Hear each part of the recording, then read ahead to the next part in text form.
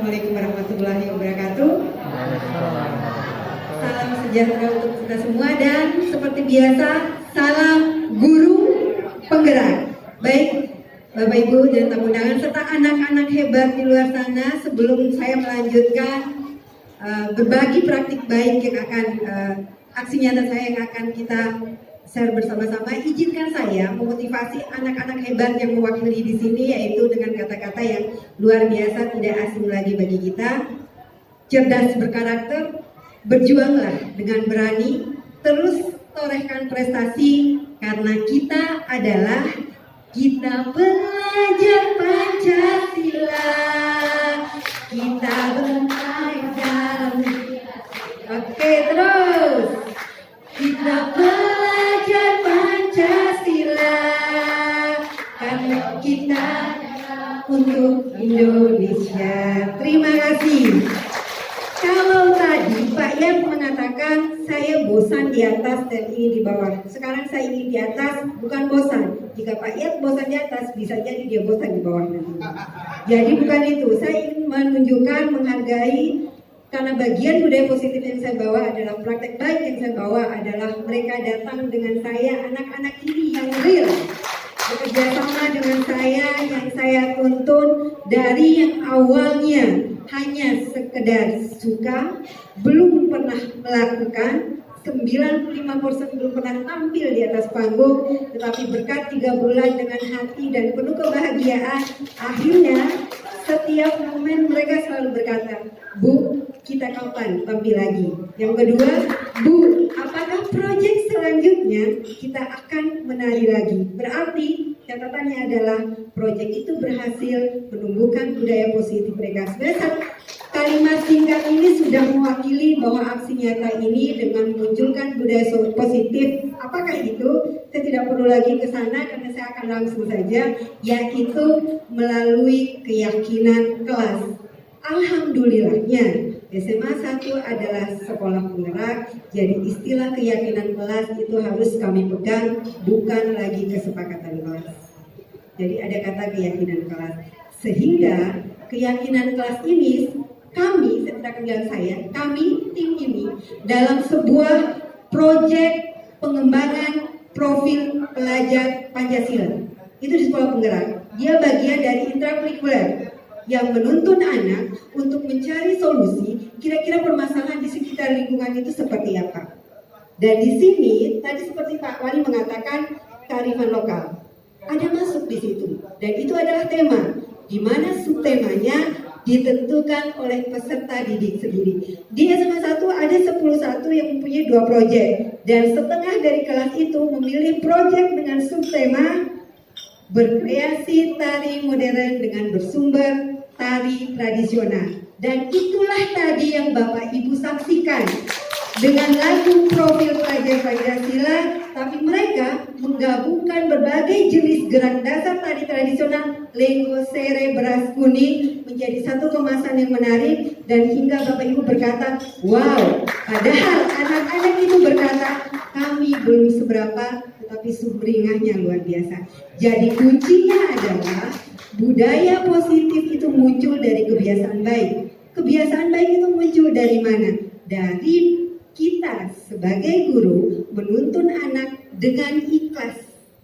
Itu yang paling mudah. Sama dengan pertanyaan tadi, dilema-dilema itu akan terselesaikan jika kita penuntun, guru penggerak yang sekarang akan memulai merangkul anak tanpa berpikir sesuatu yang lebih, seperti kata Pak Yan, jangan sampai bosan lagi ya, harus konsisten, sehingga nanti kita akan menemukan jika ada permasalahan kasus segitiga restitusi kita pakai, akhirnya kita tetap selalu semangat bersama anak menuntut, mencari tahu sehingga mereka tetap bahagia. Terima kasih. Assalamualaikum warahmatullahi wabarakatuh. Waalaikumsalam warahmatullahi wabarakatuh. Luar biasa sekali. Dari sayap kanan kali ini ya Bapak Ibu, dari kiri. Dari sayap kanan. Silakan Pak Bambang Setiawan, perwakilan dari IGI Kota Bima. Iya Pak.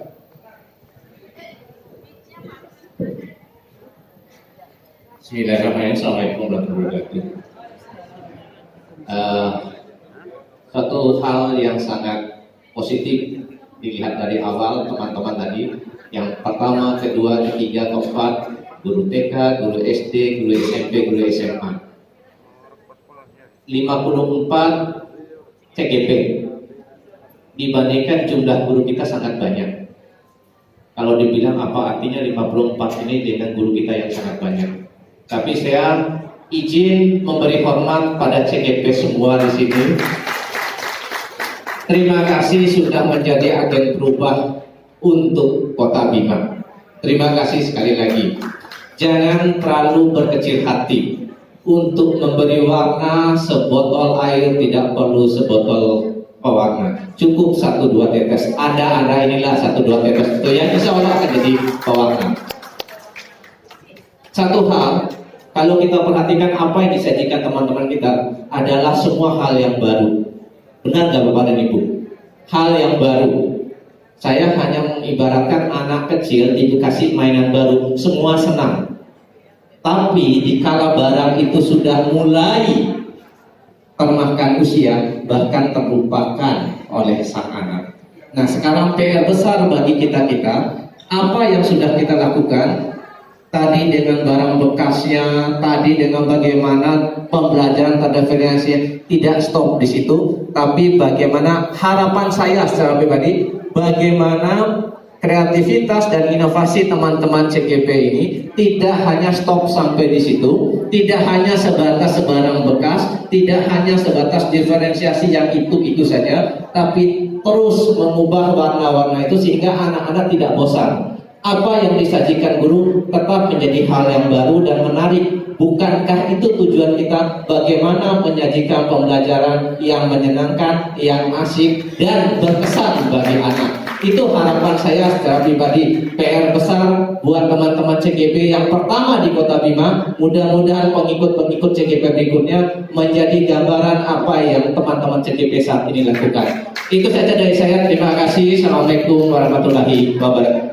Waalaikumsalam warahmatullahi wabarakatuh. Luar biasa sekali. Terus menerus merubah wadah. Ini mungkin saran. Dan ini yang terakhir Pak Salahuddin Al-Ayyubi, silakan. Pak Salahuddin Al-Ayyubi. Iya, perwakilan komunitas dari Kota Bima.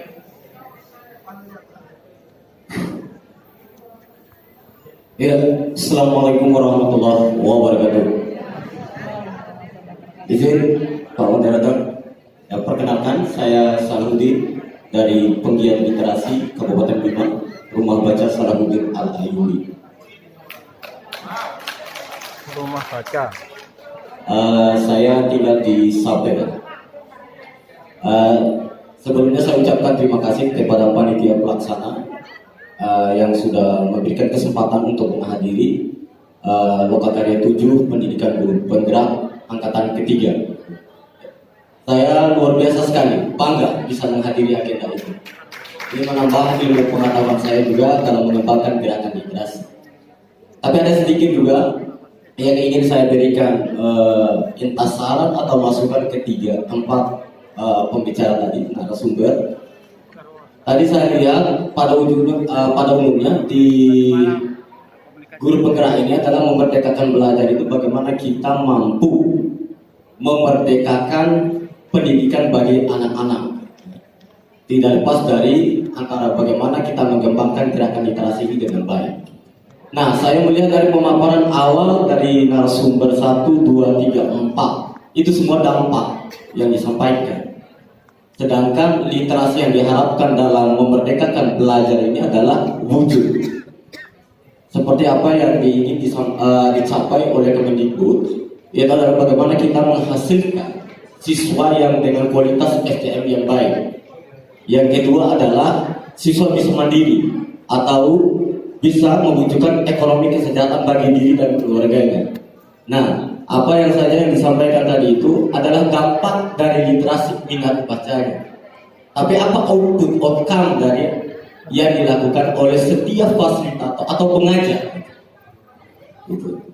Jadi wujudnya seperti apa? Tadi semua dampak. Anak yang bermasalah kemudian diajak oleh gurunya, dia mengikuti. Itu dampak, mengejar. Baru mengejar, belum membaca. Sedangkan membaca itu perwujudan itu dari hasil kegiatan semua tadi itu. Bagaimana anak yang membaca, bukan guru yang mengajak membaca.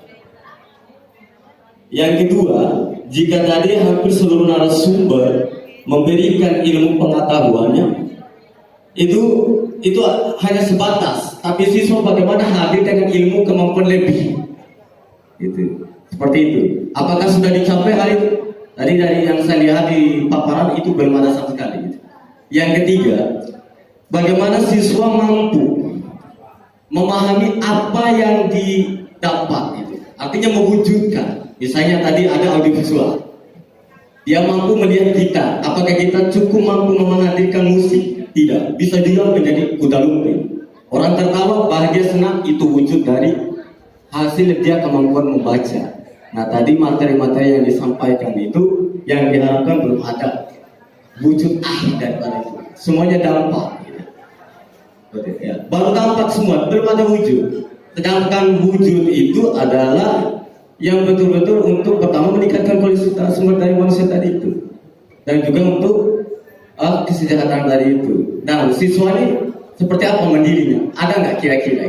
Seperti tadi dia membuat dari barang rosokan, dia menemukan misalnya botol, dia mungkin kerap kali selama ini pemahaman itu tempat untuk masuk air, tapi ya dirinya literasi kemampuan memahami, mungkin dia bisa melihat sebagai pesawat terbang apa dan sebagainya. Jangan sampai anak tadi hanya mengejak, mengikuti, gitu. Belum kemampuan memahami. Mungkin itu saja. Baik. Terima kasih Pak Salahuddin Sama-sama. Al-Ayyubi. Langsung ke Ibu Fitria, bisa dipahami ya? Baik, terima kasih Pak Dokter dan sangat paham dan alhamdulillah akhirnya terpancing. Di paparan slide saya itu jelas ada runtutan di mana proses itu peserta didik melakukan secara langsung. Pertama, subtema dalam sebuah tema proyek, siapa yang menentukan? Peserta didik. Kedua, jadwal, jenis, apapun itu, peserta didik. Kami dalam guru proyek itu, guru pendamping atau istilah dalam sekolah penggerak adalah fasilitator. Pak Bambang, fasilitator kami yang luar biasa baru muncul setelah 6 bulan di Kota Buna. Kami di situ hanya menuntut jika ada ruang diskusi kolaborasi dari anak-anak dalam satu kelompok ini memiliki kendala, mengarahkan mencari solusi. Siapa mencari solusi? Kembali ke mereka. Makanya sehingga dampaknya tadi mereka berhasil memiliki sebuah karya meskipun sederhana tetapi membahagiakan. Karena apa? Proses bahwa itu dari mereka, oleh mereka, semua prosesnya dari mereka. Karena kami guru penggerak itu targetnya menuntun dengan bahagia tanpa memaksa. Kotak harus jadi kotak emas, tetapi kotak versi mereka itulah kotak emas. Luar biasa. Terima kasih teman-teman. Luar biasa sekali. Pak, Kotak tidak harus menjadi kotak. Biarkan mereka mengekspresikan dan mengkreasikan dirinya. Pak, ini ada satu berita Mohon kita berikan maaf, waktu ini untuk Bapak, ya.